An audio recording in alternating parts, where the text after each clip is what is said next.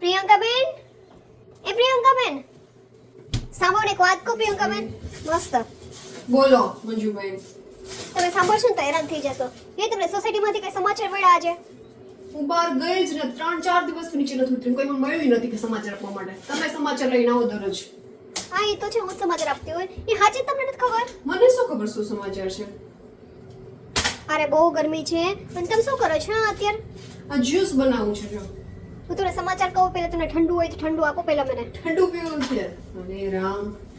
ઠંડુ પીધા વગર તો હાલશે જ નહીં, પહેલા ઠંડુ પીવું પણ શું પડશે. ચાલશે? અરે દોડશે, ચાલશે નહીં. શું સમાચાર છે બોલો? ગયા મહિને આપણે સગાઈમાં ગયા હતા ને, પેલા મનીષાના ભાઈની સગાઈમાં. ઉષાબેનનો છોકરો. હા આપણે વાતો નતો કરતા કેવી સરસ છોકરી મળી એમ, કેવી હીરા જેવી છોકરી છે એ. બોલો તો એની સગાઈ તૂટી ગઈ પ્રિયંકાબેન. શું વાત કરો છો? કેમ તૂટી ગઈ? હજી હમણાં જ થઈ, એક મહિનો નથી થયો. છોકરી એરલાઇન્સમાં જોબ કરતી હતી અને છોકરો પાયલટ, એટલે બેની જોડી તો બહુ મસ્ત હતી.